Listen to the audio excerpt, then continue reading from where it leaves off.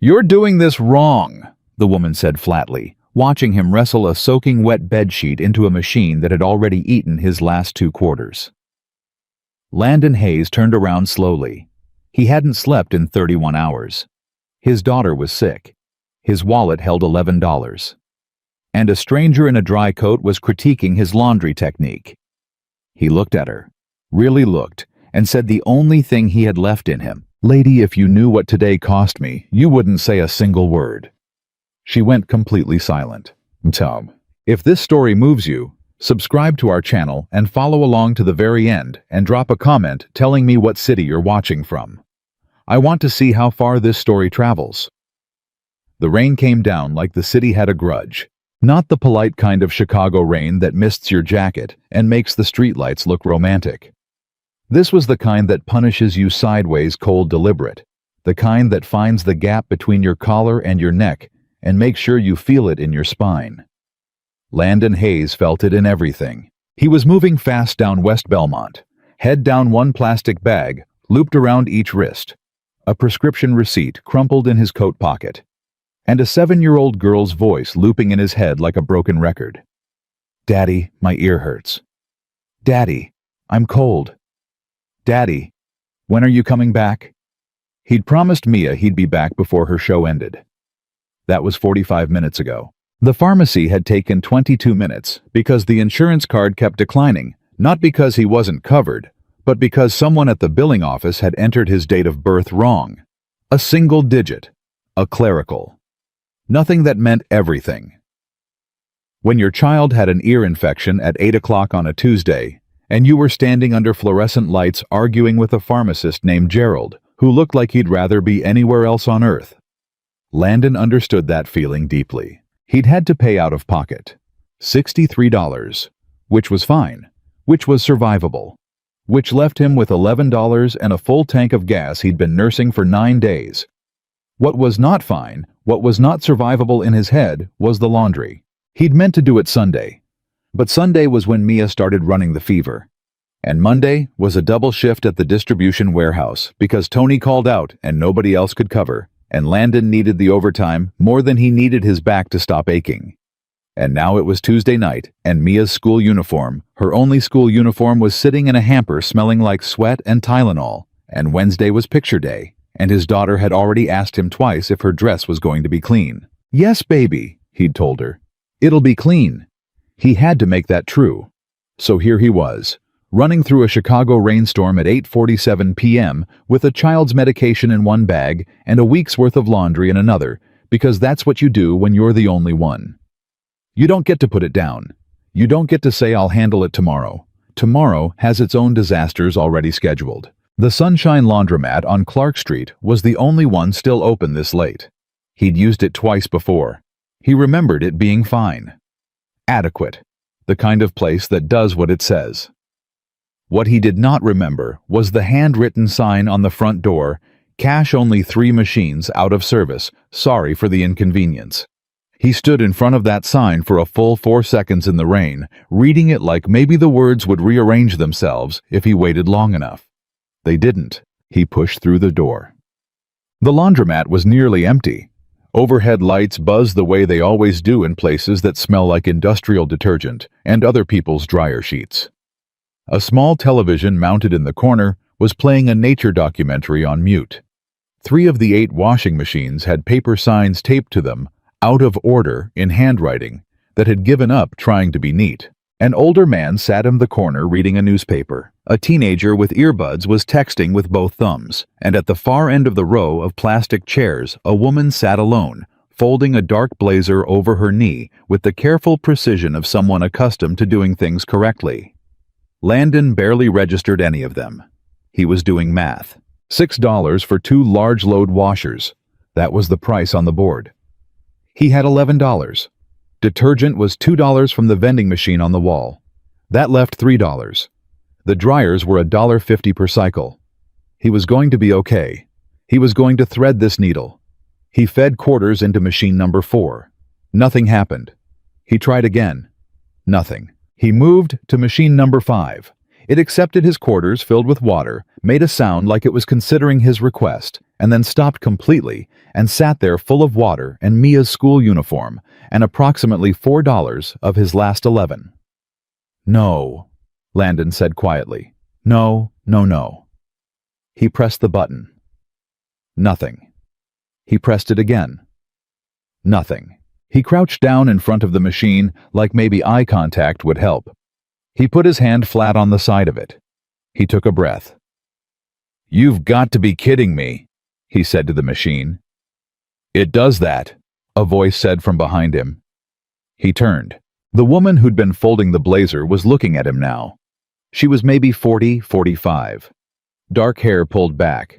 Good coat, the kind that cost more than his rent, and still looked like she'd grabbed it without thinking. Her face was composed in the way that people who run things learn to compose their faces, not unkind, not warm, just measured. "Machine 5, she said. "It stops mid-cycle. You have to hit the door twice, hold the button, then restart. There's a trick to it." Landon blinked at her. "You figured that out tonight." "I've been here 40 minutes. She paused. "It was my third machine." He looked at her, at the good coat, the careful posture, the way she was sitting on a plastic chair, like she'd chosen it, and something shifted in the math of the room that he couldn't quite name. "Thanks," he said. He tried the trick. Door twice, hold restart. The machine hummed back to life. He exhaled so hard his shoulders dropped 2 inches. "Thank you," he said again, and this time he meant the whole evening, not just the machine.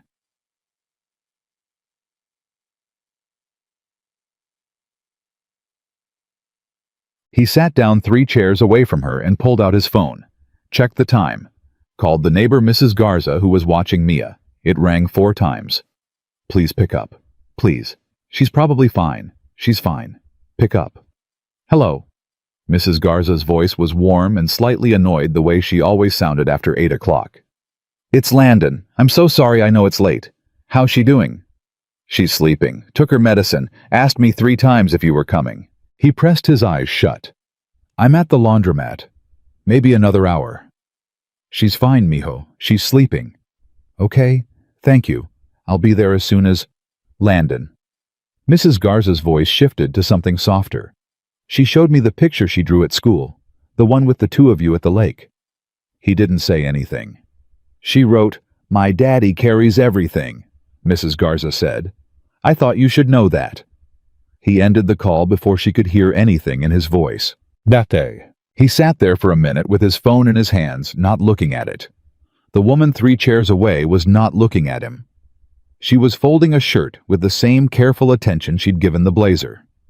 He noticed she was doing laundry the way people do when they're trying to disappear into a task, methodical, focused, present in the work. He recognized that. He did it at the warehouse when the shift was long. He did it when Mia was sleeping, and he was cleaning the kitchen at midnight, and he just needed his hands to be busy, so his brain would agree to slow down. "Long day?" he asked. He didn't entirely mean to. She glanced over. "Is it that obvious? You've been folding that same shirt for 6 minutes." She looked down. He was right. She set it aside. "Long week. What do you do?" he asked. It was a stranger question, the kind you ask in laundromats and waiting rooms. She paused a half-second too long. "Finance," she said. Not a lie exactly. Not the whole truth either. He'd learn later what that pause meant. But right now, it was just a word in a laundromat, and he nodded like it meant something ordinary. "You?" she asked.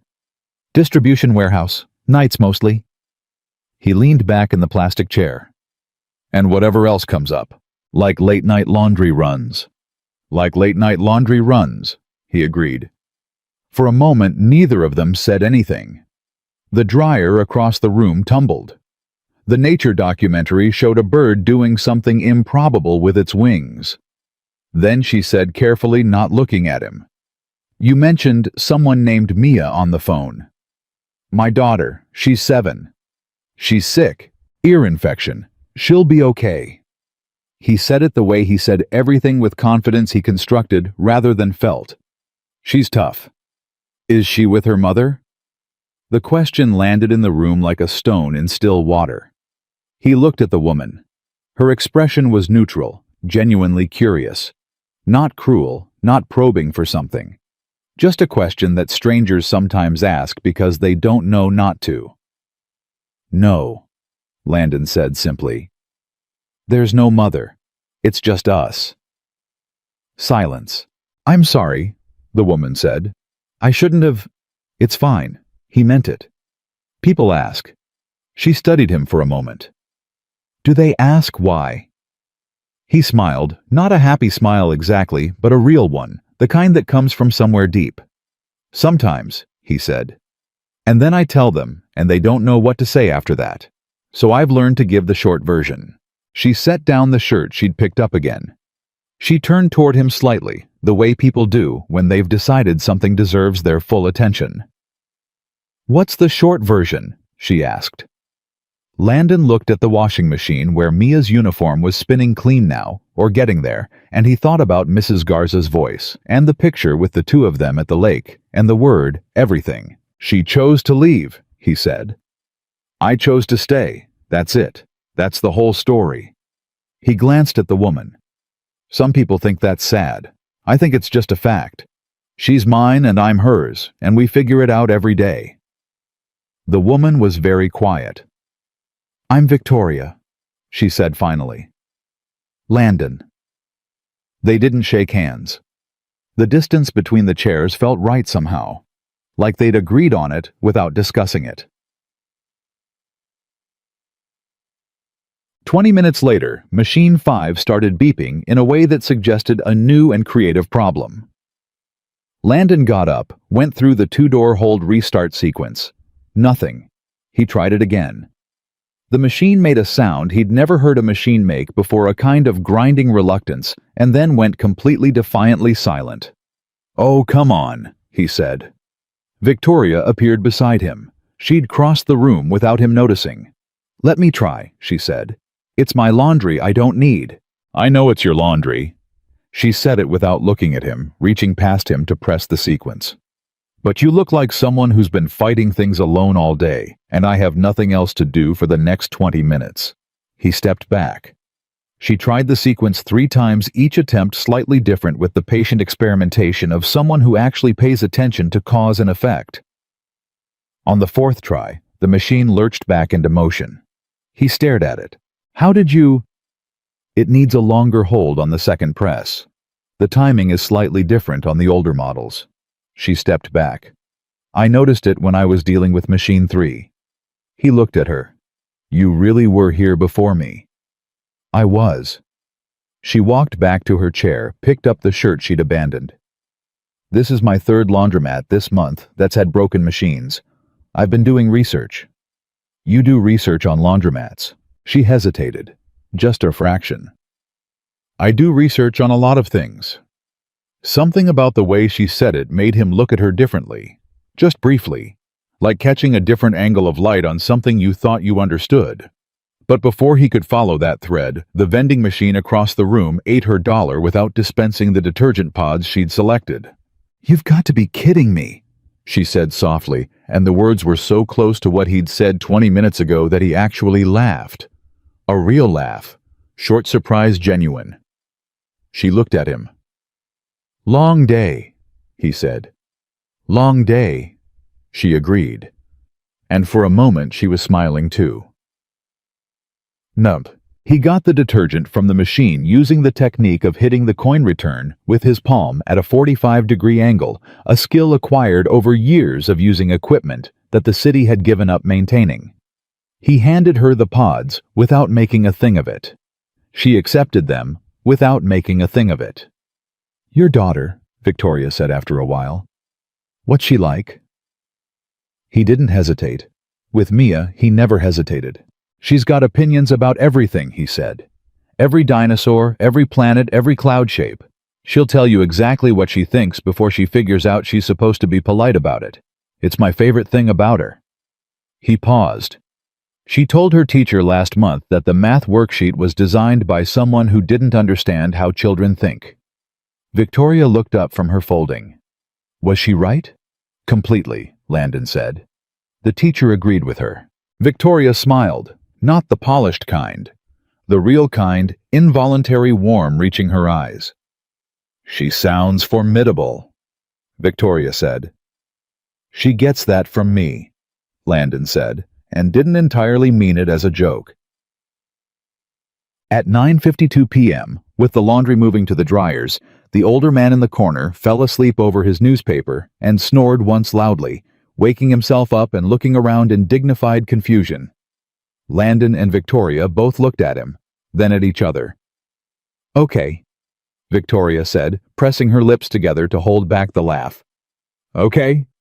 That man is living his best life," Landon said, and it broke open, both of them laughing in a fluorescent-lit laundromat at 9:52 on a Tuesday while the city drowned outside. Laughing the way you only laugh when you're exhausted and the absurdity finally overwhelms everything else. It lasted maybe 30 seconds, but Landon would remember it. He would remember it later when everything got harder and the laughter was much harder to find. He would remember this moment as the one where he thought, "I don't know who this woman is, but she's real. And tonight, that matters." He didn't know yet that he'd need that memory. He didn't know yet what was coming. He didn't know that the prescription receipt in his pocket and the custody filing that had been quietly drafted 3 blocks away in a downtown law office and the name Greystone Development on a building he passed every day on his way to work, that all of it was already in motion, already pulling toward him, like gravity, like a system designed by people who counted on men like him being too tired to fight back. He didn't know any of it yet, but Victoria Sterling, CEO of Sterling Capital Group, board member of 4 companies, the woman who'd spent the last week reading financial documents that had made her go cold. In a way she hadn't felt since her first hostile takeover, Victoria was starting to connect something small, something that had been nagging at her since she'd seen the name on his prescription receipt when he'd pulled it from his pocket. Hayes. She'd seen that name today, in a document, attached to a filing. She looked at him, at this man laughing in a laundromat, this man who carried everything. This man with $11 and a sick daughter and a uniform that needed to be cleaned by morning. And she felt the first cold fingers of something that wasn't just suspicion. It was recognition. They're already moving on him, she thought, and he has no idea. She said nothing, not yet, because she wasn't sure. And because she needed to be sure before she said anything that would change his whole night, his whole life in a way she couldn't take back. She folded the blazer. She watched the dryers turn. She thought about documents and names and a man named Harland who had smiled at her across a conference table 3 days ago like he had already won something. Outside, the rain kept coming, and in a laundromat on Clark Street, 2 strangers sat 5 feet apart, each one carrying something the other didn't know about yet. One of them was about to find out. She didn't sleep that night. Not because she couldn't. Victoria Sterling had trained herself over 20 years of corporate warfare to sleep anywhere, anytime on command.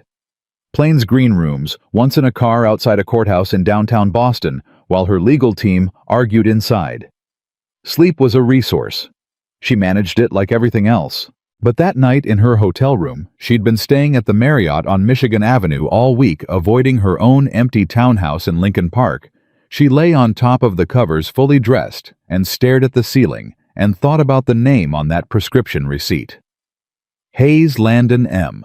She'd seen it in the Greystone file. 3rd page. A list of tenant households flagged for what the document called accelerated resolution. Legal language for something that wasn't legal at all. She'd skimmed it at the time, focused on the financial irregularities, not the names.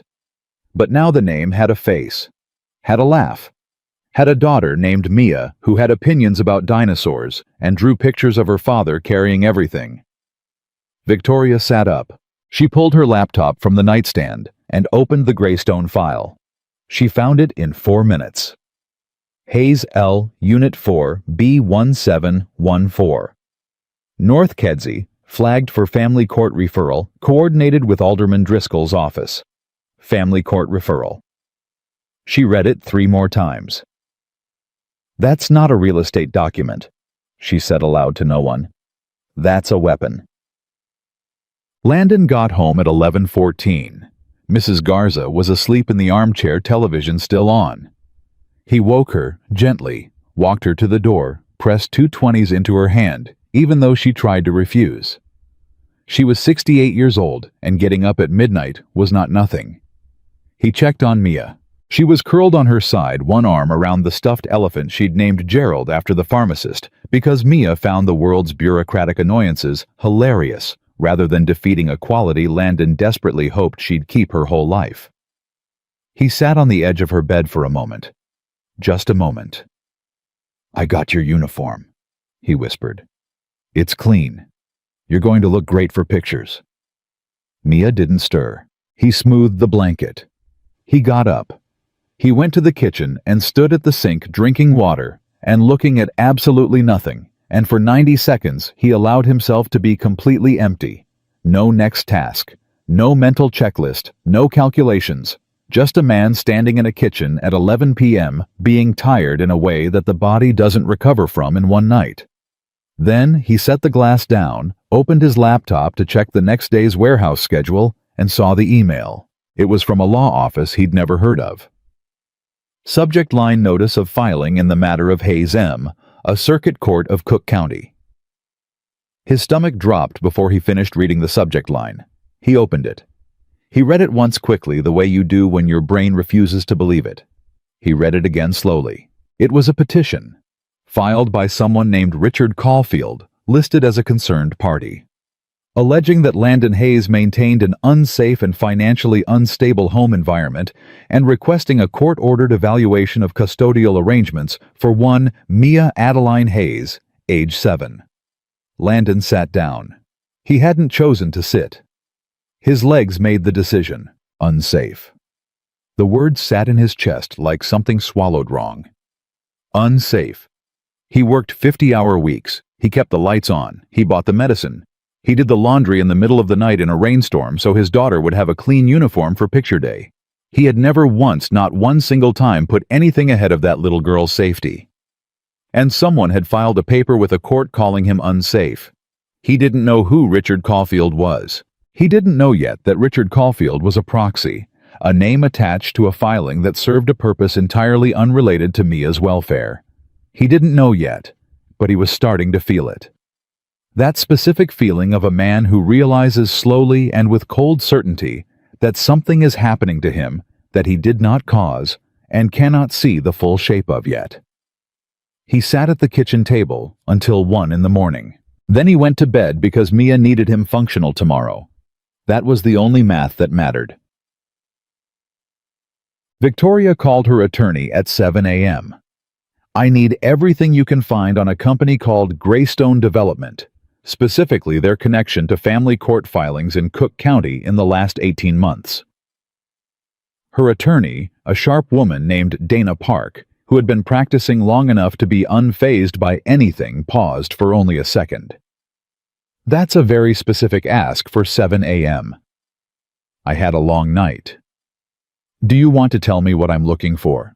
"Tenants being pushed out through custody manipulation," Victoria said. "Someone is filing or funding family court actions against renters in buildings Greystone wants to acquire. The court pressure forces families out without a formal eviction. No paper trail that connects directly to the landlord." Another pause, longer this time. "Victoria," Dana said carefully, "if that's what this is, that's not a real estate dispute. That's fraud. Possibly worse." "I know what it is," Victoria said. "That's why I'm calling you." She almost didn't go back. There was no reason to. The laundromat was done. She'd gotten her laundry. She'd had an unexpected conversation with a man she'd never see again. That was the whole thing.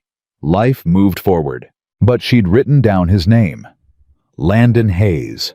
She'd done it automatically, sitting in the plastic chair while he was on the phone with Mrs. Garza, pulling the paper and pen from her coat pocket. The way she pulled paper and pen at every meeting, automatic, habitual. I might need this. She looked at the name on the paper for a long time. Then she did something she hadn't done since she was 26 years old, and just starting out, and still believed that coincidences meant something. She followed the instinct. She went back to the laundromat. Not because she expected him to be there, just because it was the only address she had. She asked the man at the counter, the same older man who'd fallen asleep over his newspaper, if he knew a regular named Landon. Described him briefly. The man squinted. Big guy, works nights, got a little girl sometimes. Yes. He lives on Kedzie, 4 or 5 blocks up. The man shrugged. Comes in here every couple weeks. Good tipper for a laundromat. Victoria said thank you and stood on the sidewalk and thought about what she was doing. You're a CEO, she told herself. You don't knock on strangers' doors. Then, you also don't let a man walk into a trap when you can see the trap and he can't. She walked 4 blocks north. 继续 She found him on the front steps of 1714 North Kedzie, which she recognized from the Greystone file the moment she saw the address on the building. He was sitting on the stoop with a cup of coffee and a look on his face that she recognized because she'd worn it herself. The look of someone processing a disaster quietly alone because there is no one else to process it with. He looked up when he heard her footsteps. He stared. I know, Victoria said. This is strange. You could have led with that, Landon said slowly.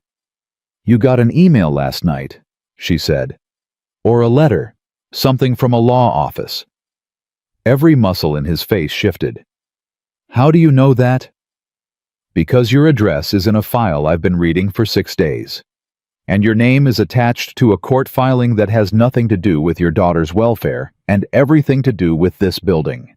Landon stood up. He was taller than she'd registered in the laundromat. Or maybe it was just that he was standing on his own ground now outside his own door, and it changed something about the geometry.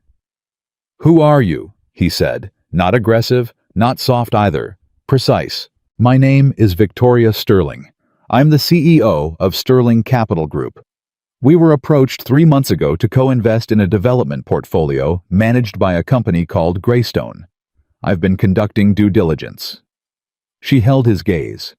What I found in their documents is why I'm standing on your sidewalk at 8 in the morning. The silence between them was different from the one in the laundromat. That silence had been 2 strangers choosing to be comfortable near each other. This one was the sound of a man recalibrating everything he thought he knew about the previous 12 hours. Come inside, he said.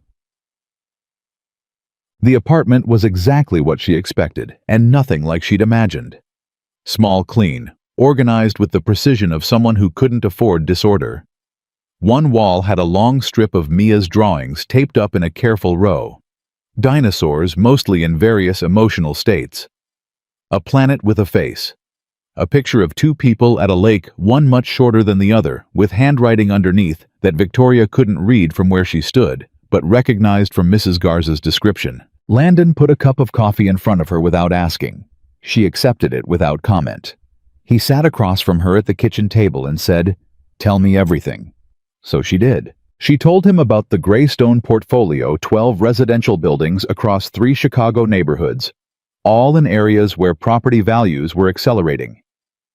She told him about the tenant displacement pattern residents pressured to leave, not through formal eviction, which created legal liability, but through a quieter, crueler method. Noise complaints filed in bulk. Code inspections triggered selectively.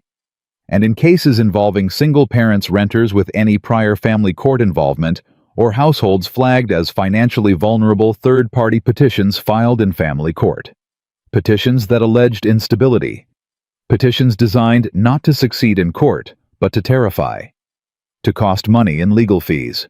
To make a parent look over their shoulder and decide that fighting an address wasn't worth the risk to their child. Landon listened to all of it without interrupting. When she finished, he said, "How many families?" She hadn't expected that to be his first question. Most people would have asked about themselves first. "At least 14 that I've identified," she said. "Possibly more. And they all got emails like mine. Or letters, or calls." She paused. Most of them left. They couldn't afford not to. He nodded slowly. His jaw was tight. Who is Richard Caulfield? A paralegal who does contract work. He's signed petitions for 3 different firms, all with connections back to Greystone's legal structure. He's a signature, a placeholder. Landon was quiet for a long moment. Outside, the city was starting its morning sounds: buses, horns, voices. The ordinary percussion of a Tuesday becoming a Wednesday. "Why are you telling me this?" he said. "You don't know me." "I knew your name before I knew your face," Victoria said. "I saw what they were doing to you in a file, and then I met you, and now I can't read the document the same way I did before." He looked at her with something she couldn't fully name. Not gratitude, not suspicion, something more complicated and more honest. "What do you want me to do?" he asked. "Nothing yet. I need to be sure about the Alderman connection before we move. If Driscoll's office is coordinating with Greystone, this is bigger than I thought. And moving too soon could collapse the case before we have enough to." "Mia has a school picture today," Landon said. Victoria stopped. "I did the laundry last night," he said, in a rainstorm at 10 p.m., so her uniform would be clean, because she asked me twice if it was going to be clean. He wasn't raising his voice. He wasn't breaking. He was just saying the thing that was true. "Whatever you're planning, whatever timeline you're working on, there is a 7-year-old going to school this morning who doesn't know that someone filed a paper trying to take her away from the only parent she has. And I would like to know how long before that becomes the part of the story she's old enough to understand." Victoria sat with that. She had been in 100 high-stakes rooms. She had said hard things to powerful people. She had held positions under pressure that most people would have surrendered in the first 20 minutes. She had never felt a sentence land on her the way that one did. "I'm not going to let them take her," she said. And she meant it as a statement of professional intention, but it came out sounding like something else, something that surprised even her. Landon studied her face. "You barely know us." "I know enough." The sound of small feet on the hallway floor interrupted everything. Mia appeared in the kitchen doorway in her school uniform, clean-pressed exactly as promised, with her hair in 2 uneven braids that Landon had clearly attempted with great effort and moderate success.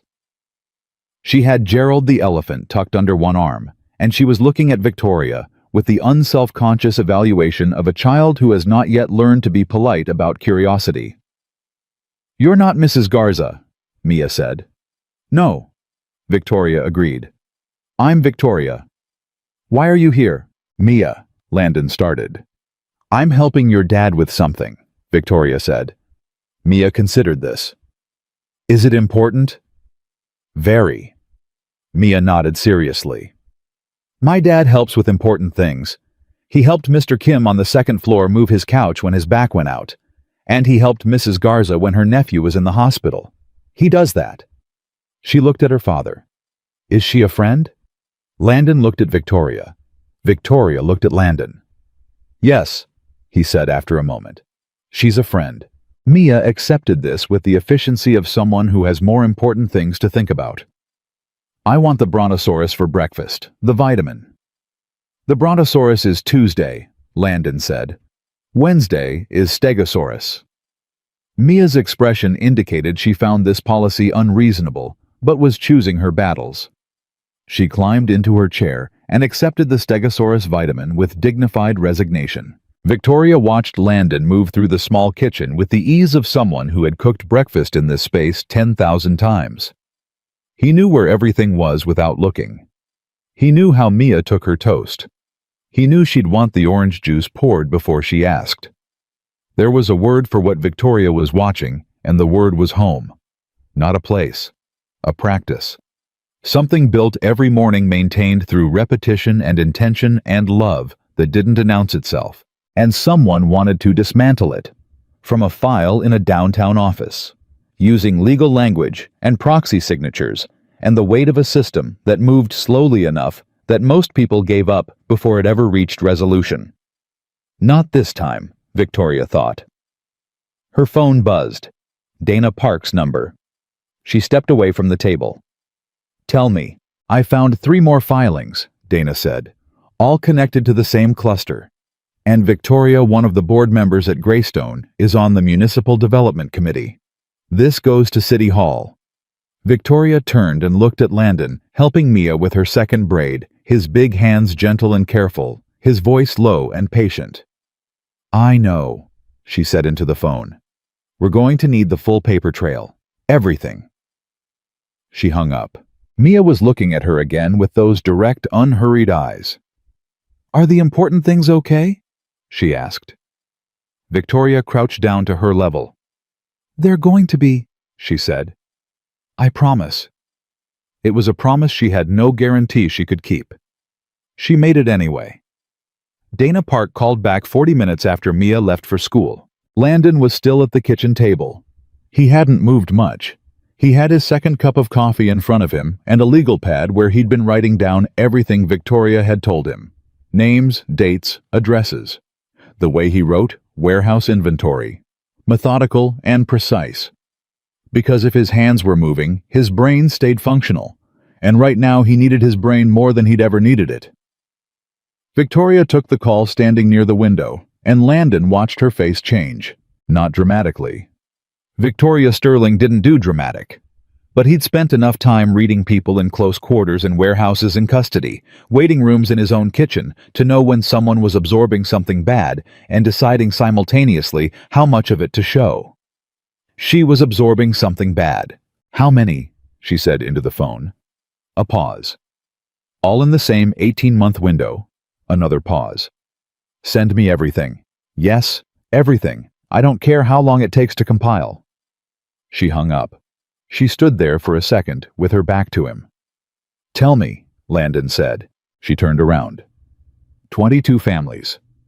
Dana found 22 households that received either family court filings, code enforcement actions, or both, all in buildings on Greystone's acquisition list. 18 of those buildings have since been sold or are under contract. 22 families. Landon put his pen down. 18 buildings. In 14 months. He did the math without being asked. 18 buildings, city neighborhoods, rising property values. Whatever those buildings were worth individually together, they formed a portfolio that would make someone extraordinarily wealthy. And the cost of acquiring them, the true cost, the one that didn't appear in any financial disclosure, was paid by 22 families who had done nothing except live somewhere that someone more powerful wanted. They ran a machine, Landon said. It wasn't a question. Yes. And nobody caught it because each piece looks like a separate thing. A code complaint here, a custody concern there. Nothing that connects unless you're looking at the whole map. But you were looking at the whole map. "I was looking at the financial structure," Victoria said, "which led me to the legal structure, which led me to the filings." She sat back down across from him. "Greystone approached Sterling Capital for co-investment. That's why I had access to their internal documents. They gave me the map without realizing what they'd given me." Landon was quiet for a moment. Why didn't they realize it? Victoria's expression shifted into something he recognized. Something he saw in the mirror. Sometimes the look of someone who understands exactly why they were underestimated. "Because they looked at me and saw a potential partner," she said. "Not an auditor." He nodded slowly. "When do we move?" She looked at him. "I need one more piece. The Alderman connection. If Driscoll's office coordinated with Greystone directly, we have a government corruption angle that makes this impossible to bury. Without it, Greystone's lawyers argue it was a coincidence. Overzealous property management. A contractor who acted independently." She leaned forward. "With it, we shut the whole thing down, and nobody walks away clean." "How long to get it?" Dana thinks 48 hours, maybe 72. "I have a court date in 21 days, Landon said. The number sat between them like something with weight. "I know," Victoria said.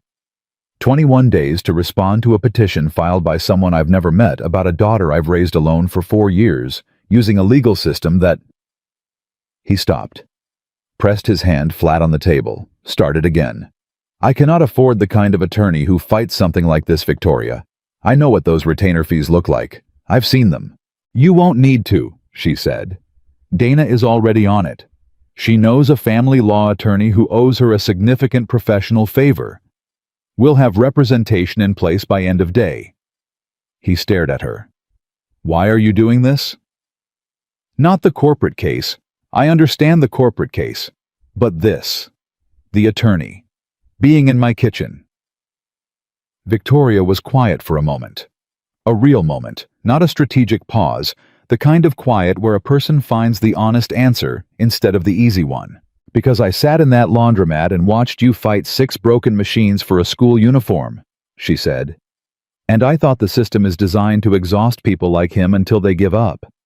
And I am part of that system. I have been for 20 years. She met his eyes. I'd like to be a different part of it. Just this once. Starting now. He held her gaze. He didn't say thank you. Some things are too large for thank you. He said, then let's get to work.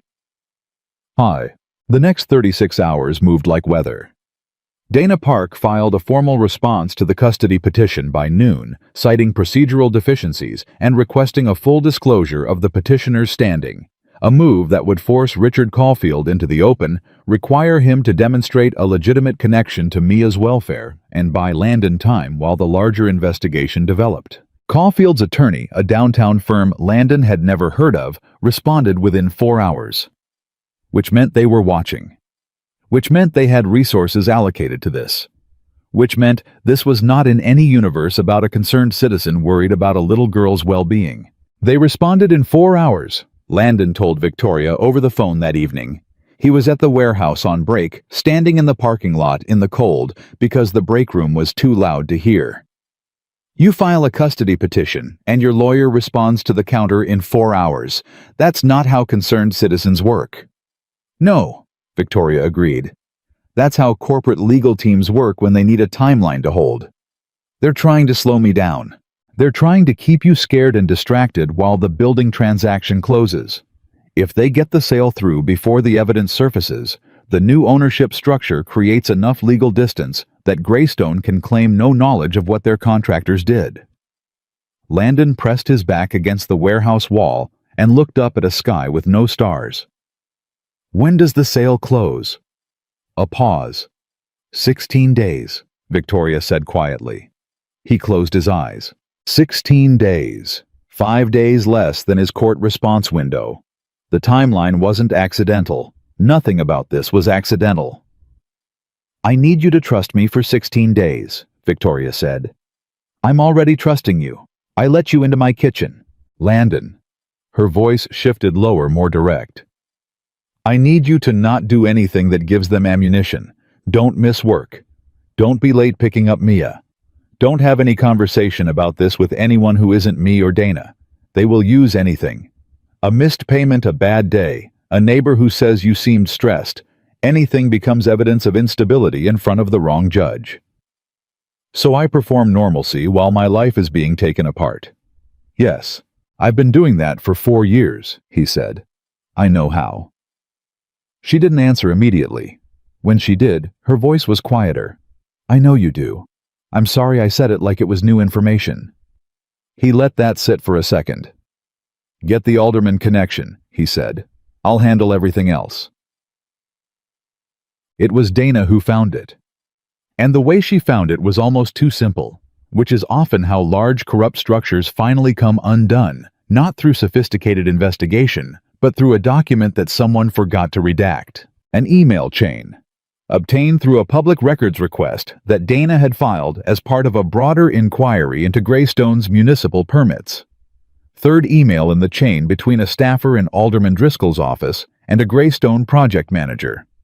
Subject line R.E. Kedzie / Cortland timeline. Body of the email, 3 lines. Legal has confirmed the Hayes filing is active. Should clear within 30 days. Recommend accelerating the permit review on our end to align. The Hayes filing, his name. In a city government email, coordinated with a real estate transaction, Dana called Victoria at 6 a.m. on a Thursday. Victoria called Landon at 6:03. Landon was already up. He was always up by 5:30, and he listened to her read the email aloud word by word, and he sat at his kitchen table in the early quiet of the apartment and felt something move through him that wasn't anger exactly. It was larger than anger. It was the feeling of finally seeing the full shape of a thing that had been pressing against you in the dark. They used his name, Landon said. Not to Victoria, almost to himself. They put my daughter's custody case in a city government email about a real estate permit. Yes. She's 7 years old. Yes. And somewhere, a city staffer typed her father's name into an email and hit send and went home for dinner. Landon. I'm okay. He wasn't, but he was functional, which was the same thing right now. What do we do with it? Victoria has a board meeting at Harland Group tomorrow, one of Greystone's major backers. She's going in. The boardroom on the 42nd floor of the Harland Group building was the kind of room designed to remind you who had power. Long table real wood, views that made the city look like a resource, men in suits arranged in the specific geometry of people who had never been told no by someone they couldn't buy. Victoria walked in wearing a gray suit and carrying a leather portfolio and the particular expression she'd been perfecting since she was 23 years old, utterly calm, fully prepared, and absolutely done negotiating. She had been invited to this meeting as a potential board ally. They thought she was here to say yes. She let them get through 12 minutes of preamble. Acquisition timeline, projected returns, community development language that recycled itself every 3 sentences without saying anything real. Then she opened her portfolio. I'd like to discuss the Kedzie corridor properties, she said. Specifically, the methodology used to accelerate tenant transitions. A man at the far end of the table, 50s, silver-haired, the particular stillness of someone who controls things, looked at her with an expression that was almost a smile. His name was Arthur Harland.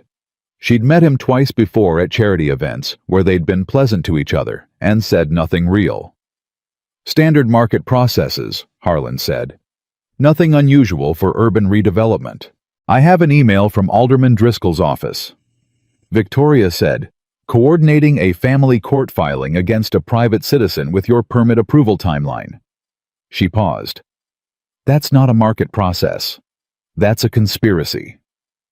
The room went quiet in the way that rooms go quiet when something irreversible has just been said. A younger man, 3 seats from Harland Legal Counsel, she could tell by the instinctive way he straightened, started to speak.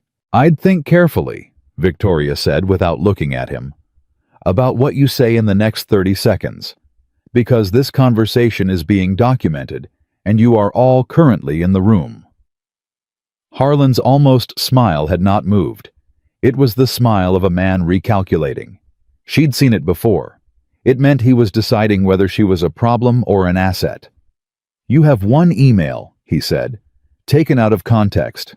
I have 22 families, she said, and a pattern of filings that your legal structure funded, and a paralegal named Richard Caulfield who signed enough petitions to constitute a scheme. She set 3 pages face up on the table and slid them toward the center. Dana Park is filing a formal complaint with the Illinois Attorney General this afternoon. I came here first because I believed some of you in this room may not have known the full extent of what was done in this portfolio's name. She looked at each of them in turn, slowly. I'm giving you 48 hours to distance yourselves from it. Publicly. On record. The younger legal counsel said, this is highly irregular. A man named Landon Hayes works 50 hours a week, so his daughter has a clean uniform for school picture day.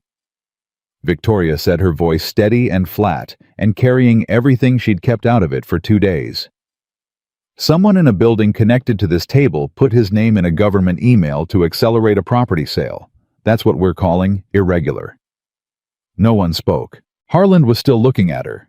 The recalculation was complete. She could see it. You won't walk away from this portfolio clean, he said. You're too close to it now. I was never in it, Victoria said. I declined your co-investment offer. She closed the portfolio. As of this morning, Sterling Capital has submitted a full voluntary disclosure to our own board documenting why we declined and what we found in your materials. She stood. The 48 hours starts now. She walked out. The elevator doors closed. She stood alone in the elevator and let her hands shake for exactly the 7 floors it took to reach the lobby. Then she put them in her pockets and walked out into the city. She called Landon from the sidewalk. He picked up on the first ring. "It's done," she said. "The boardroom. They know we have the email." His exhale on the other end of the line was the longest breath she'd heard from him in 3 days. "Harlan tried to anchor me in the portfolio," she said. "Suggested I was compromised because I'd reviewed their materials." "Are you?" "No, but he wanted me to believe I might be. It's the same play they used on the families, make the target feel like defending themselves will cost more than giving up." She watched a bus go by. "It didn't work." "No," Landon said. "I don't imagine it did." A pause. She could hear the warehouse in the background, the machines, the voices, the ordinary thunder of men doing physical work. "How's Mia?" she asked. "She told me at breakfast that brontosauruses and stegosauruses lived in different time periods and never actually met," he said. "Even though they're always shown together in movies, she finds this personally offensive on behalf of both dinosaurs." Victoria laughed. A real one, right there on a downtown Chicago sidewalk. "She's going to be fine," Victoria said. "You know that, right?" "I've always known it," Landon said. "I just needed someone else in the room to know it too." She stood there after he hung up and thought about that sentence. About what it cost a person to carry something alone long enough that the simple presence of a witness becomes something close to relief. Then her phone buzzed. Dana Park. Text message. 4 words. "Driscoll's office is calling." Victoria looked at the message. She thought about Harlan's smile. She thought about 22 families and 18 buildings and a paralegal named Richard Caulfield, who was about to have a very bad week. She typed back, "Let them wait." Then she started walking because the next 48 hours were going to demand everything she had, and she intended to give it. Alderman Driscoll called Victoria's personal cell at 7:43 a.m. the next morning. She let it ring through to voicemail. Then she listened to the message twice while drinking her coffee. His voice was smooth and practiced, the voice of a man who had spent 20 years turning confrontation into conversation, crisis into negotiation. He didn't sound worried. He sounded like someone who believed he still had options. "Ms. Sterling, I think there's been some miscommunication about the nature of the city's involvement in the Kedzie Corridor development. I'd love the chance to clarify a few things over breakfast. I've always had tremendous respect for what you've built at Sterling Capital. I think we want the same things for this city." She put the phone down. She called Dana. "He wants breakfast," she said. "Of course he does," Dana said. "He wants to know how much you have before he decides whether to run or fight." "What do we give him?" "Nothing. Let him speculate. Uncertainty is more frightening than evidence to a man like Driscoll. He can argue against evidence, but he can't argue against what he doesn't know you know." Victoria thought about that. "He'll make a move within 24 hours. Yes, either toward you or away from you. Either way, we'll know where he stands." She hung up and called Landon. He picked up on the first ring again. She noticed he always did that. No games, no waiting, no performance of being busy. She had learned in the last 72 hours that this was simply who he was. When something mattered, he showed up for it completely. "Driscoll called me," she said. A beat of silence. "What does he want?" "To find out how scared he should be." "What did you tell him?" "Nothing yet. I'm letting him sit." She paused. "How are you holding up?" "Mia asked me last night why I was quieter than usual," he said. "I told her I was thinking about something important. She told me that when she has to think about something important, she draws it first because drawing makes the thinking slower and better." Victoria smiled before she could help it. "Did you draw it?" "I did not draw it." A pause. "But I thought about drawing it. What would it look like if you drew it?" He was quiet for a second. "A door," he said, "with a lot of locks. And someone on the outside trying to get in." Another pause. "And one person on the inside who finally has someone standing next to them." She didn't respond immediately. The honesty of it required a moment. "The locks are going to hold," she said. "I know," he said. "I just needed to hear it out loud." Driscoll made his move at noon. Not toward Victoria. Away from her, which told her everything she needed to know about his calculation. He called a press contact at the Tribune and floated a story unnamed sources suggesting that Sterling Capital had reviewed Greystone's internal documents under a co-investment agreement and was now attempting to extract commercial leverage by threatening regulatory disclosure. In other words, he was going to try to reframe Victoria's investigation as extortion. Dana called her the moment the inquiry came in from the reporter. "He's going offensive," Dana said. "He's going to paint you as the predator." "I know." Victoria had expected it. "Let the reporter know we'll provide a full statement with documentation in 2 hours. And Dana, when we send the documentation, include the email chain, the full one. If we release the email now, we lose the element of surprise with the AG. We've already lost surprise with Driscoll," Victoria said. "Right now, what we need is a public record that's harder to bury than a regulatory filing. If it's in print, it's permanent." A pause. "You're accelerating the timeline." He accelerated the timeline the moment he called the Tribune. She stood up from the hotel desk. "Send the statement. I'll call you in an hour." She called Landon next. "It's going to be in the paper," she said. "Possibly tomorrow. Your name will probably be in it as one of the families affected. I wanted you to know before it happens." The silence on his end was different this time. Not the processing silence, not the calculating silence. This was the silence of someone who has been private about their struggle for a long time, suddenly being asked to let the world see it. "They'll use my name," he said. "Yes, I'm sorry. And Mia's. We'll ask them not to. Dana will be explicit about that.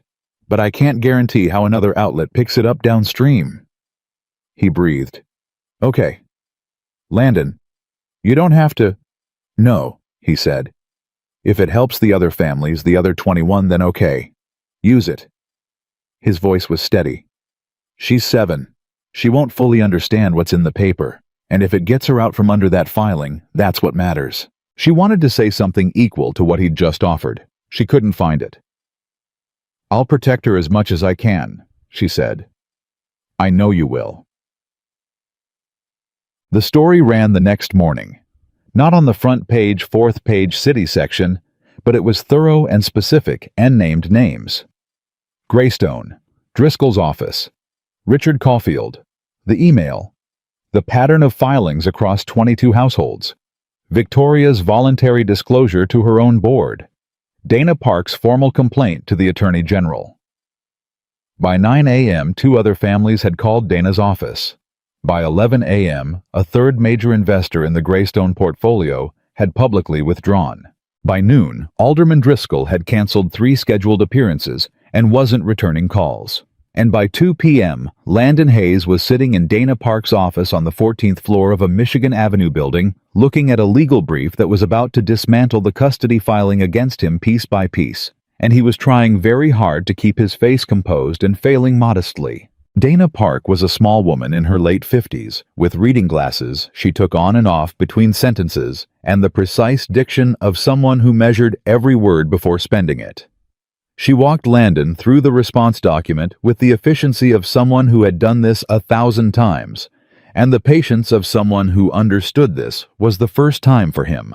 "The petition has 3 foundational claims," she said: financial instability, home environment concerns, and a vague reference to irregular working hours. We address each one directly. Financial instability. We submit 4 months of pay stubs, your lease record showing 14 consecutive on-time payments, and a letter from your warehouse supervisor documenting your employment history. She paused. "Do you have those readily accessible?" "I have everything," Landon said. "I've kept records of everything for 4 years. Every payment, every medical appointment, every school event I attended. I started doing it after she was born because I always knew that doing this alone meant I couldn't afford anyone's doubt." Dana took her glasses off and looked at him, not with pity, with recognition. Then we're in excellent shape, she said. Victoria was sitting beside him. She'd been quiet through most of Dana's explanation present, but giving Landon the room to be the person who mattered in this conversation. He noticed that. He noticed the way she'd calibrated her presence to what was useful rather than what was comfortable. It was a rare skill. The Caulfield petition, Dana continued, becomes substantially harder to sustain once we establish his relationship to the Greystone legal structure. His standing as a concerned party dissolves if we can show he had no prior relationship with this family and was acting as an instrument of a commercial interest.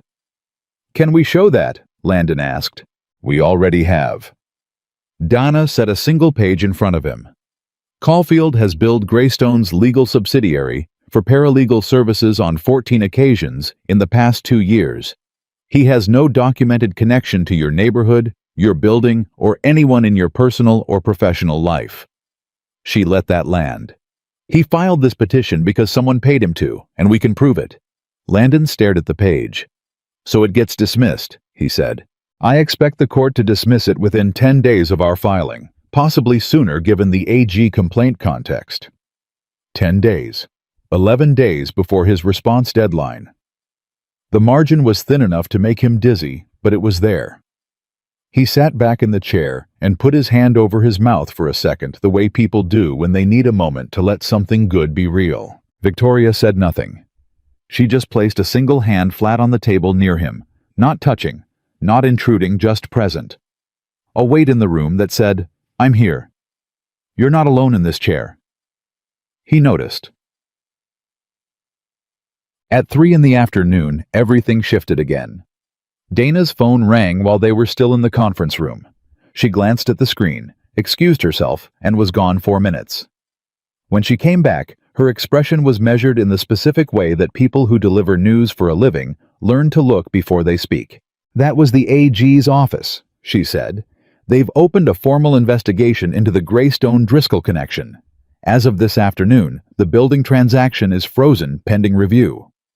The sale was frozen. 16 days had become 0. Landon turned to Victoria. She was already looking at him. It's over, he said. The transaction is over, she said carefully. The investigation is just beginning. But the filing against you loses its purpose the moment the sale can't close. There's no commercial reason to maintain pressure on you now. So they just stop. They don't admit it. They never admit it. Caulfield's attorneys will file a voluntary withdrawal in the next few days, citing lack of sufficient standing. It'll be worded to suggest they're being gracious. Her voice was dry. They are not being gracious. They're cutting losses. He absorbed that. And the other families? The AG investigation covers all 22 households, Dana said. Any actions taken against them as part of a coordinated scheme become part of the evidence record.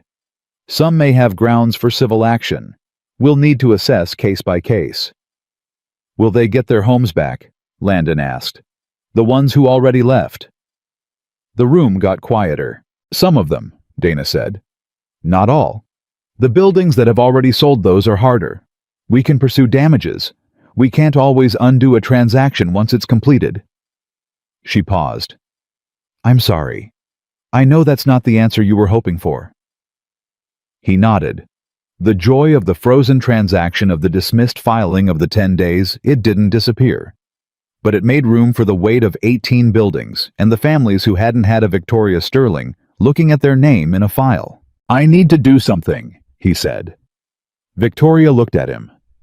What do you mean? The families who already left. The ones who couldn't fight it, who gave up their apartments and moved their kids to new schools and lost their communities. His jaw tightened. I'm a warehouse worker who keeps records. I don't have money or lawyers or a seat on anyone's board.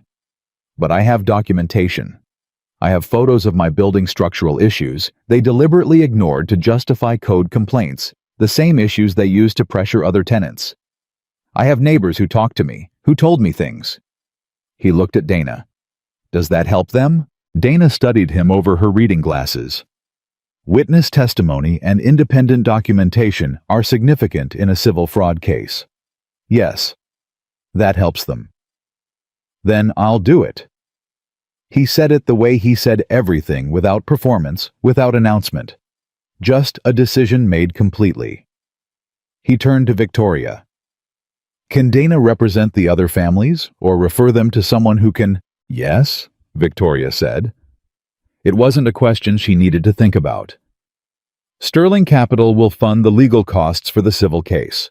All 22 families. Dana made a note.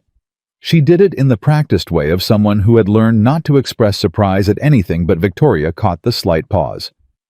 The fraction of a second that meant this woman just committed significant money in a conference room without blinking. That's a large commitment, Dana said. It's the right size for the problem, Victoria said. They walked out of the building together at 4:30. The city had its late afternoon October light, that specific Chicago gold that makes even the hard parts of the city look like they're made of something worth keeping. Landon had his hands in his coat pockets. Victoria walked beside him, matching his pace, neither of them in a hurry for the first time in 5 days. You didn't have to fund the civil case, he said. No. Why did you? She thought about the honest answer, found it quickly because it had been building for 5 days, and she was done with strategic patience. Because I've spent 20 years in rooms where people make decisions about other people's lives and never have to see the faces, she said. Driscoll sent that email and went home to dinner. Caulfield signed that petition and billed his time and moved on to the next file. Harland approved the acquisition strategy in a meeting I wasn't in, and shook hands and called it business. She paused. I sat in a laundromat, and I saw your face. And then I saw your name in a document. And something in me, something that's been quiet for a long time, just could not close that file and keep moving. He walked for a few steps in silence. My daughter drew a picture of the two of us at a lake, he said. She wrote under it that I carry everything. Mrs. Garza told me. She was right and she was wrong, he said. I carry what I can, but nobody's supposed to carry everything alone forever. He looked sideways at her. I forgot that. 4 years is a long time to forget. Victoria said nothing. Some sentences deserved the space after them. They reached the corner of Michigan and Ohio. The bus that went toward Kedzie was 2 blocks away. Can I ask you something? Landon said. Yes. What happens now to you? Your board, your company. You walked into a room and accused Harland Group of fraud. That has consequences. It does, she agreed. Are you okay with that? She looked at him. At this man who had kept records for 4 years because he knew he couldn't afford anyone's doubt. Who had done a midnight laundromat run in a rainstorm so his daughter would look right in a picture. Who had in a conference room 40 minutes ago, without hesitation or negotiation, offered his personal documentation to help people he'd never met get justice. I've been in this business long enough to know the difference between a cost and a loss, Victoria said. Losing Harland as a potential partner is a cost. Staying silent about what they did would have been a loss. She looked at the street. I'll take the cost. He nodded. The bus was pulling up. Mia has a check-in with her doctor tomorrow, he said. Ear infection follow-up. I'm taking the morning off.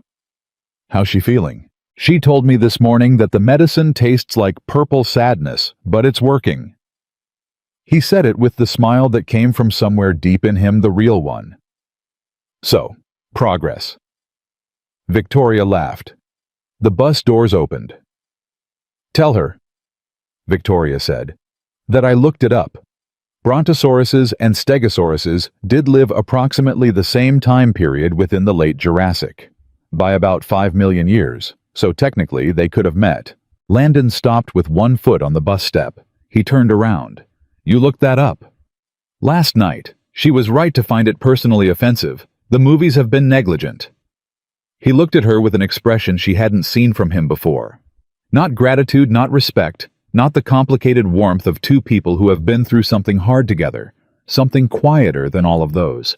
Something that didn't need a name yet. She's going to want to tell you herself, he said. When she finds out you already knew. I'll act surprised, Victoria said. The bus doors started to close. Victoria.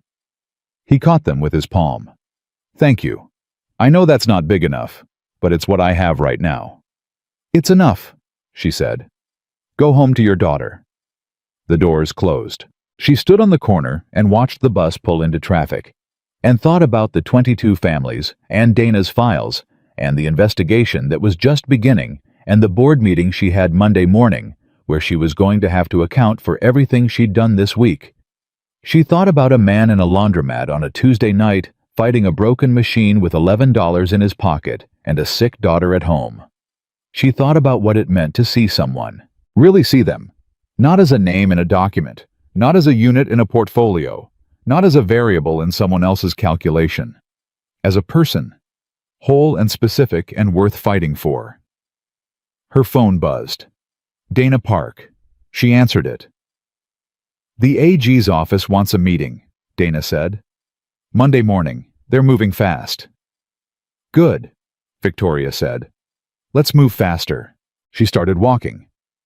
Behind her, the city kept doing what cities do. Indifferent and magnificent and full of people carrying things alone, hoping someone would eventually notice. She intended to keep noticing. The custody petition was dismissed on a Tuesday, 9 days after Dana filed the response, 2 days ahead of the deadline. The court's ruling was 4 sentences long, dry procedural, entirely without drama, and it said in the specific language of the Cook County Family Court that the petitioner lacked demonstrated standing and that no credible evidence of parental instability had been presented. Dana called Landon at 8:17 a.m. while he was driving Mia to school. He pulled over. He sat in the car on a side street off Kedzie and read the email Dana forwarded, while Mia ate the last of her breakfast bar in the back seat and asked why they'd stopped. Just checking something important, he said. Did it check out? Mia asked. He folded the phone against his chest for a second, breathed. Yeah, baby, he said. It checked out. He called Victoria before he'd even pulled back into traffic. She picked up on the first ring, which she always did, which he'd stopped noticing because it had already become something he expected, something he'd quietly built into the architecture of his days without naming it. It's dismissed, he said. A pause. Not the calculating kind. The kind where a person lets something good actually land. I know, she said. Dana called me first. I've been waiting for you. You could have called me. It was yours to receive first, she said simply. He didn't respond immediately. Outside the car, the morning was doing what October mornings in Chicago do, cold and bright and relentless, the kind of day that demands you be present for it. I don't know how to do this, he said finally. Do what? Accept help. Gracefully. Without feeling like I owe something I can't repay. Victoria was quiet for a moment. When she spoke, her voice was careful in the way it got when she was choosing the honest answer over the comfortable one. You don't owe me anything. What we did it because it was right, and because we could, and because 22 families deserved someone in their corner. You were one of 22. I know, he said. But I'm the one on the phone with you. Another pause. Longer. Yes, she said. You are. The AG's investigation moved with unusual speed, which Dana attributed to the quality of documentation, and Victoria attributed to an election year and a state attorney who understood which way the wind was turning. Within 3 weeks, Alderman Driscoll had announced he would not seek re-election, a statement his office called a personal decision, and that everyone in the city understood to mean something else entirely. Within 4 weeks, Greystone Development had suspended all active acquisitions pending the investigation. Richard Caulfield's contract work dried up overnight, which was the quiet kind of justice, not dramatic, not public, just a phone that stops ringing. Arthur Harland issued a statement expressing full cooperation with authorities and deep concern about the actions of partners operating outside his knowledge. Dana called it the most expensive lie she'd read all year. Victoria called it predictable. 2 of the 22 families had grounds for damages significant enough to pursue civil action. 3 more had recovered their original housing when Greystone's frozen transactions allowed the buildings to remain under current management temporarily. The others were harder. Some had moved too far, built new routines, enrolled children in new schools. You can win the legal case and still not be able to reassemble what was broken. Landon thought about that a lot in those weeks. About the families who couldn't come back. About the specific cruelty of a machine designed to move faster than the people it displaced, so that even stopping it didn't always mean reversing it. He thought about it when he was on shift at the warehouse, and when he was helping Mia with homework, and when he was lying awake at the quiet end of the night. He started writing things down. Not warehouse records this time. Something else. Names. Dates. What had happened to each of the 22 families as he learned their stories through Dana's updates. He wrote it in a spiral notebook in the kitchen, slow and careful, the way Mia had told him drawing slows the thinking down and makes it better. He didn't know yet what he was going to do with it. He just knew it needed to exist somewhere outside his own head. Victoria came to the apartment on a Saturday 3 weeks after the dismissal. Mia opened the door before Landon could get there. She'd been watching from the window, which she did whenever she was expecting someone, because in Mia's view, the window was simply a more efficient version of waiting. "You came," Mia said with the tone of someone confirming a hypothesis, rather than expressing surprise. "I said I would," Victoria said. "People say things?" Mia said with the particular gravity of a 7-year-old who has learned this. "You actually came." Victoria crouched to her level. She'd gotten better at this at meeting Mia in the specific register where Mia operated, which was direct and curious and entirely without small talk. "I actually came," Victoria agreed. Mia considered her for a moment. "I have something to tell you about brontosauruses." "I would like to hear it." Landon appeared in the hallway drying his hands on a dish towel and stopped when he saw them. His daughter and this woman crouched together in the doorway, already mid-conversation, already comfortable with each other, in the way that some people just are immediately and without effort. Something shifted in his chest. Something quiet and significant that he filed away without examining it too closely. The way you do when something is too new and too real and you don't want to name it wrong. "Come in," he said. "I made coffee." "He made the good coffee," Mia clarified. "Not the bad kind from the machine at work. He told me the work coffee tastes like brown disappointment." Victoria looked at Landon. "Accurate," he said without apology.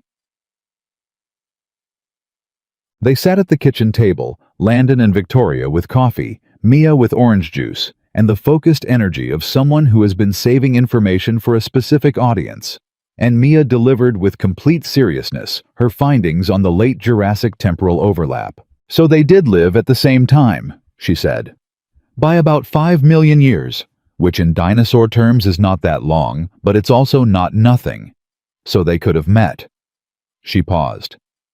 "Which means the movies aren't completely wrong. They're just imprecise." "That's a generous interpretation," Victoria said. "I'm trying to be fair," Mia said. "My dad says fairness is hard, but important." Victoria looked at Landon over the rim of her coffee cup. He looked back at her with the particular expression of a parent who has been unexpectedly quoted. "He's right," Victoria said. Mia accepted this and drank her juice. Then, with the conversational pivot of a child who sees no reason to be subtle, "Are you my dad's friend or his girlfriend?" The kitchen went very still. Landon set his cup down. "Mia, I'm asking because they're different," Mia said patiently. "Friends help you. Girlfriends also help you, but they come over on Saturdays." She looked at Victoria. "You came on a Saturday." Victoria did not look away from Mia. She did not look at Landon either. She kept her face composed and her voice steady and said, "What would you think about either one?" Mia thought about this with genuine deliberateness. "I think my dad needs both," she said. "He doesn't have enough of either. He has Mrs. Garza and Tony from work. That's basically it." "Mia," Landon said again. It was the second warning voice. "I'm being honest," Mia said. You said honesty is also important. I'm going to stop saying things that are true, Landon told the ceiling. Victoria laughed, and it was the real kind, the involuntary kind, the kind that had been coming more easily in the last 3 weeks than in the 3 years before them. She looked at Landon, and he was looking at her, and they were both still laughing, and Mia was watching them with the satisfied expression of someone who has conducted a successful experiment. After Mia went to watch her dinosaur documentary in the other room, it got quieter at the table. The good kind of quiet, the kind that means people are comfortable enough to let the silence be. She's something, Victoria said. She's everything, Landon said. The correction was gentle and total. Victoria nodded. She wrapped both hands around her cup. I had a board meeting Monday, she said. 2 of my major institutional investors requested a call to discuss the Greystone situation and my decision to fund the civil action. Landon watched her face. How did it go? One of them pulled $12 million in managed assets. She said it the way you say things that hurt, but that you've decided you can bear. The other one asked me if I'd do it again. What did you tell him? I told him yes, without the pause. He was quiet for a moment. I'm sorry about the $12 million. I'm not. She looked up. That sounds like something a person says to seem noble. I don't mean it that way. I mean it literally. I sat in that board meeting and someone asked me if I'd do it again, and my body answered before my brain did. Just yes, immediate. No math. She paused. I've been doing this for 20 years. I can't remember the last time I made a decision that fast and that clean. What does that feel like? He asked. Like something I'd forgotten, she said. Like being 23 and deciding to start the company in the first place when I didn't know if it would work, and I did it anyway because it was the right direction to move. She looked at him steadily. You reminded me that there's a version of this, of business of decisions, of how I move through the world that doesn't require me to calculate everything first. He held her gaze. I didn't do anything. I just had a laundry emergency in front of you. You had a laundry emergency with $11 in your pocket, and you were more concerned about your daughter's school uniform than your own dignity, she said. That did something to me. Don't minimize it. He didn't respond right away. The documentary sounds came faintly from the other room, a narrator explaining something about the Cretaceous period to an audience of one highly opinionated 7-year-old. I want to do something with the other families, Landon said. I've been keeping notes. Everything Dana told me, everything I learned about what happened to each of them. I don't know what shape it takes yet. Something that keeps it from just being a legal case that closes and gets forgotten. Victoria sat up slightly. What are you thinking? I'm thinking there are a lot of buildings in this city where the same thing could happen. Is happening. And most of the people inside them don't have someone who looks at the right file at the right time. He turned the coffee cup in his hands. What if they did? What if there was something, a resource, a hotline, a network of legal volunteers, something that meant the next Richard Caulfield files a petition, and the family on the other end has someone in their corner before they panic and give up? Victoria stared at him. You want to build something, she said. I want to stop something from happening again, he said. I don't know if that means building something. Maybe it just means telling the right people. He paused. You know the right people. I do, she said slowly. I know the right stories, he said.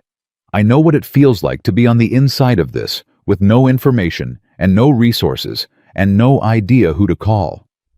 I know what that costs a person. His voice didn't waver. That's worth something, isn't it? That kind of knowledge. It's worth a great deal, Victoria said. And she was already thinking he could see it, the slight shift in her focus, the way her eyes went somewhere just past him while her mind moved through something. The Sterling Capital Foundation does community investment work. It's been fairly traditional affordable housing grants, that kind of thing. Nothing that touches the legal side. She came back to the present. Looked at him directly. What you're describing is a tenant legal defense initiative. Proactive, not reactive. We partner with housing advocacy organizations, staff it with legal volunteers, and a small permanent team create a public-facing intake process so families know it exists. "Can that happen?" he asked. "I can make it happen," she said. "It's the right use of the Foundation's resources, and I have a board that after Monday's meeting owes me a reasonable yes on something that makes us look like we stand for something." He looked at her. "You'd do this." "We'd do this," she said. "You bring the knowledge and the testimony and the connections to the families who've been through it.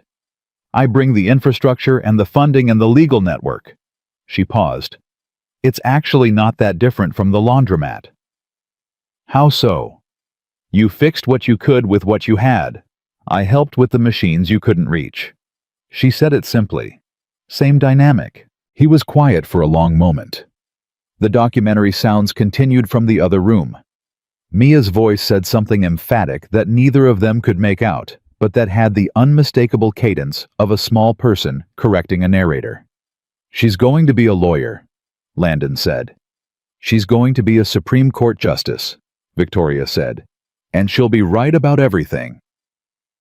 3 months later, the Sterling Capital Foundation announced the Chicago Tenant Defense Initiative, a partnership between the Foundation for Housing Advocacy Organizations and a rotating team of pro bono attorneys coordinated by Dana Park's office. The intake line opened on a Monday morning and received 63 calls in the first week. Landon was listed as a community advisor. His name was in the press release. Not the first name, not the headline, but there, in the third paragraph alongside the description of how the initiative had been conceived. He read it on his phone during his lunch break at the warehouse and didn't make a thing of it because making a thing of it wasn't how he operated. He texted Victoria 2 words, "It's real." She texted back 3. It was always.